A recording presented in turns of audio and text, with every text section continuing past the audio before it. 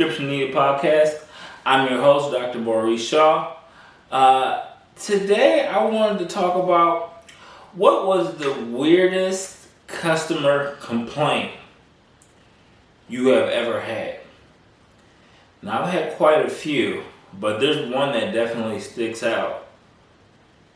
I remember one time a good customer complaint I saw. It had nothing to do with pharmacy, but it was the front end of the store, and somebody wrote a long, detailed complaint about why our store never had no Jiffy Mix. And it actually had a lot of good, valid points. It had a lot of cuss words, a lot of exclamation points, and it was very entertaining because it didn't involve the pharmacy.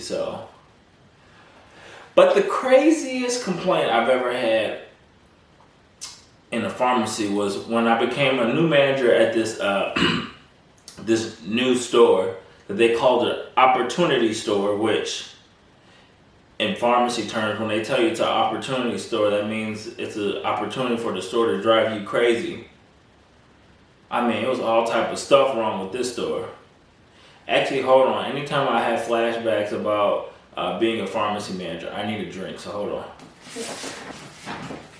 Okay, I have to get my drink, calm my nerves as I tell y'all this story. This episode is brought to you by Jim Beam Apple. So, if anybody knows the owners of Jim Beam Apple, tell them I need some sponsors.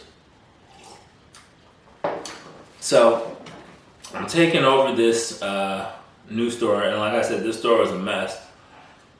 They had so many unsigned controlled prescriptions just sitting in boxes.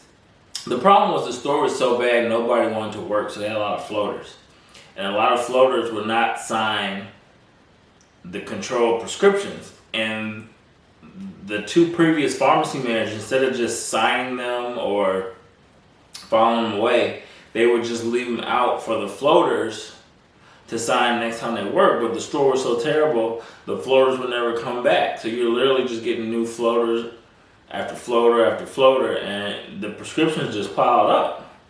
So I was trying to go through them, but they were for different type of controls, different dates, date back like 1, 2, maybe even 3 years. So I just put them in one of those boxes where you file away prescriptions, and I wrote IDC on it, and I handed it to the assistant store manager. I said, hey, can you file this in the stock room? And he's like, what does IDC mean? I said, that means I don't care. Just put it up on the highest shelf that you can find, and put it in that back corner. Man, they had so many amber vials on the shelves, patient information not scratched off properly. They had so much medication on the shelf. I returned as much as possible. A lot of stuff you couldn't return, I just salvaged it. That and the amber vials. That's how I know on inventory they don't look at those numbers, because nobody once ever told me, no one ever asked me why I had so much salvage. I must have at least salvaged about $20,000 worth of drugs. I did not care. Them shelves look crazy. The delete list was a delete book because they never did the deletes. They would just pull by date, but never actually go in there and do the delete list. We're not even going to talk about Benrec because I'm going to have to start taking shots. This store was a mess. I knew I had my work cut out for me, so I told the district manager, I said, hey, I'm going to fix this store, but I'm literally going to have to work every weekend, and even the weekends that I'm off, I'm going to have to come in. And so if you want me to get this store together, just let me just get a 4-day weekend just to, mentally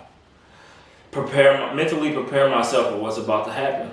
So my district manager told me, okay, she approved my vacation. I think I was off Thursday, Friday, Saturday, Sunday, Monday, and I came back on a Tuesday. And it was funny because the store manager, she came up to me and she said, hey, while you were gone, there was a customer complaint put in on Thursday, but since you didn't respond to it, it went to corporate. And so they want this customer complaint addressed. So you need to take care of it. I was like, well, what did it say? She wouldn't even tell me. That's how I knew something was up. She's like, just go read it. So I'm like, okay. So I go on, I'm looking at this complaint. And it wasn't a very long complaint. All it said was that the female pharmacist that was working last Wednesday night is a hoe. That's all it said. So I'm laughing. So I go back to the store manager. I say, hey, I read that complaint, but what am I supposed to do about this? She's like, well, call the patient. So I'm like, okay. So I call her. I'm like, hi, ma'am, this is the pharmacist. This is the new pharmacy manager. I'm just responding to your complaint. And she's like, yeah, the pharmacist that works on Wednesday night, she been sleeping with my husband, and she a hoe, and I don't know who y'all be hiring and why y'all be hiring these hoes to work in the pharmacy. I'm like, look, ma'am, I apologize. If somebody was sleeping with my husband, I'd be upset too. I'm not in charge of the hiring. I just manage the people that the company hires. I know they do background checks. I know they do drug screenings, but I don't know if they do hoe screenings. So I can talk to her. I can't promise you that she won't sleep with your husband again, but I'll at least talk to her. So she's like, okay, you can please do that because I get my medications there, and if I see her working there again, it's going to be a problem. So I've never met this pharmacist before. Like I said, I'm brand new. And she only works like Wednesday nights. And so the next Wednesday, I came in because I didn't want to have this conversation that we had a customer complain about her being a hoe in public. So I came at like 9 o'clock, and at the last hour, the pharmacist kind of works by themselves.